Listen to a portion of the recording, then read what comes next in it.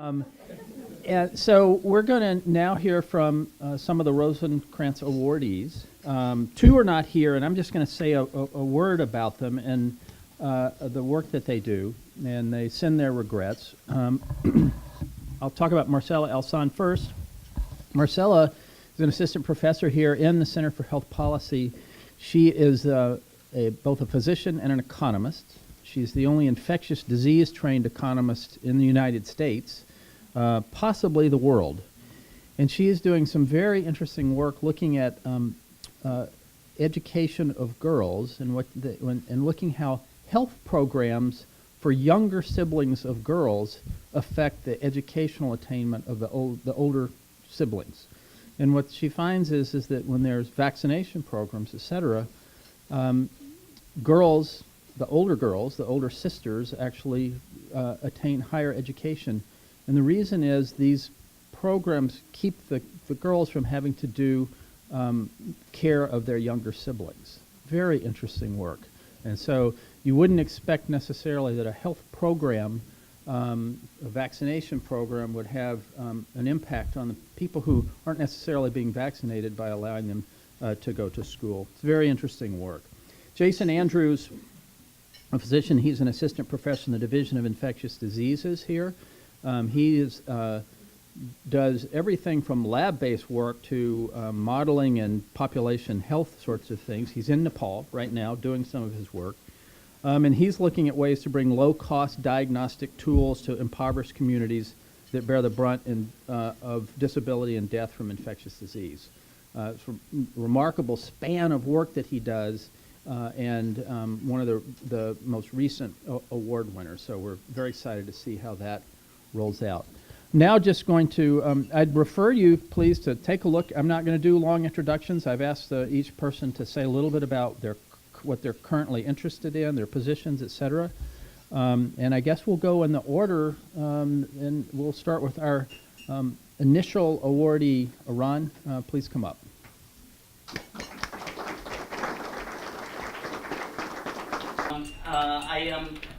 Rather than talk about some specific parts of my work, I thought I would offer just broad reflections that really have been inspired to sort of think about and work through as part of, in part because of the award that has been the Rosenkranz Award.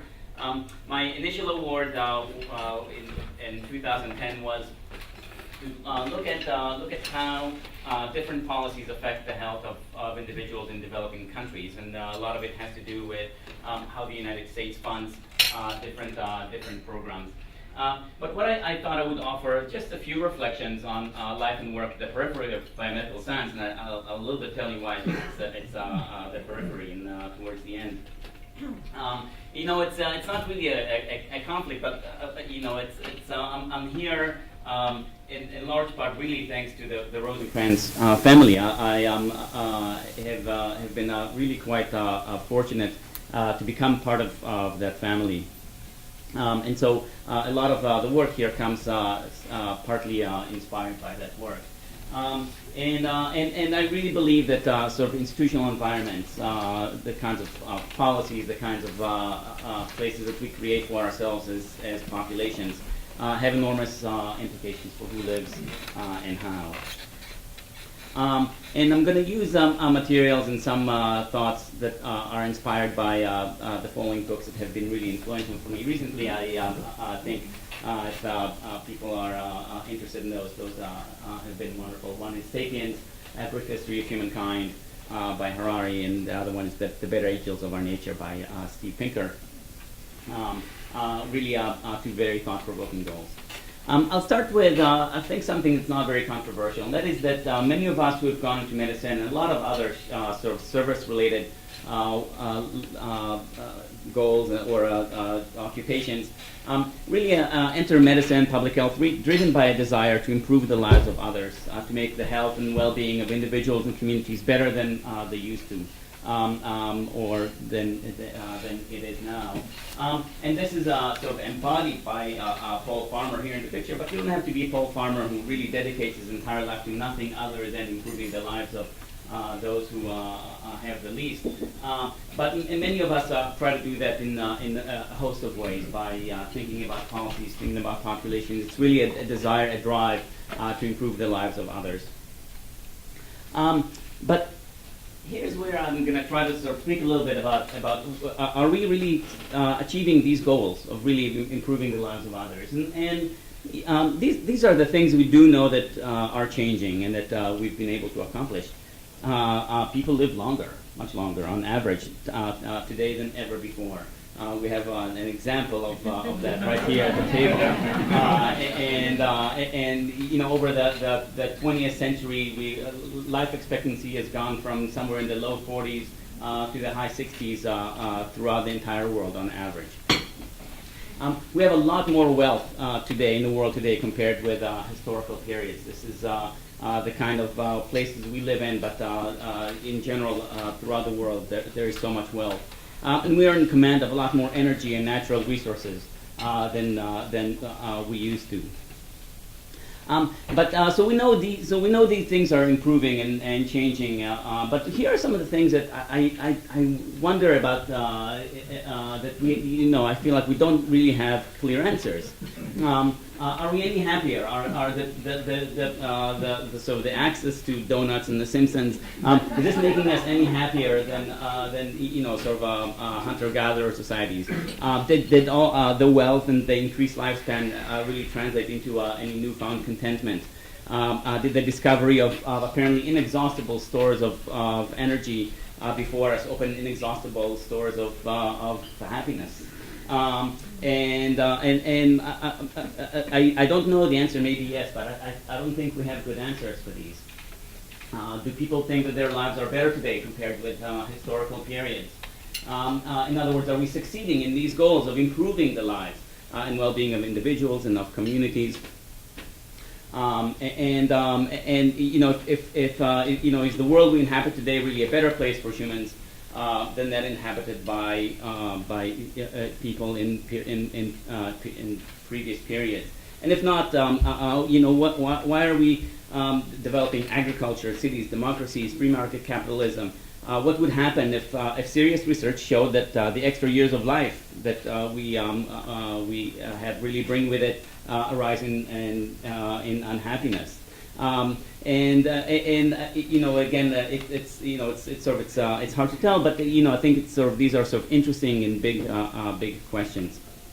If indeed we are going to go with this notion that increased life expectancy brings with it increased happiness, well, if you had told the ancient Egyptians that the average Egyptian today can live a lot longer, has a lot less chances to die of famine or disease than the person living in Egypt today. But these are the folks living in the period of Ramses, and these are the folks living in. If you told those folks that what they are capable of today, they should be jumping in the streets of joy. But instead, they were really up in the streets. Overthrowing President Mubarak in the Arab Spring of 2011. Just as sort of general thoughts about what can we tell and how can we answer these questions. To bring this back to some of the work and some of the work that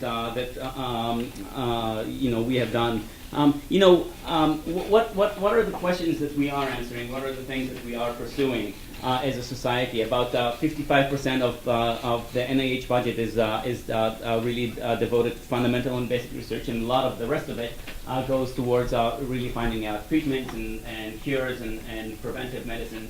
Globally, the majority of research and development is devoted to finding new therapeutics, diagnostics. And the implied questions are: how can life be extended? How can pain be relieved? And here are some of the things that I sort of wonder about. If the core of the biomedical scientific endeavor really pursues this notion of defeating death, it's an inexhaustible inexorable pursuit, and we may succeed in not too long. The things we can do today with biomedical science are really unbelievable. This was a few years ago, somebody decided to create glow-in-the-dark rabbit for an art exhibit, and within days he managed to contact the lab and create one. We can do things like that. We can create bionic immune cells. We can edit our genomes now with the future in which we can design our children with really super immune systems and intellects and physiology and emotional capacities is really within sight. It seems like an imminent possibility. But immortality, I would venture, is not the same as well-being and living a good life. Identifying the answers to questions about what makes us happier is hard. But these hard questions about how large constructs and large changes in the world really make us what they do for us in terms of our happiness and what living a good life means. Does not mean, just because they're hard does not mean that they're unanswerable. And I would venture that some of our work should move really towards understanding what makes a good life and how can we make a better life for all. With this, I'll stop and we'll let other folks talk, and as well as answer any questions.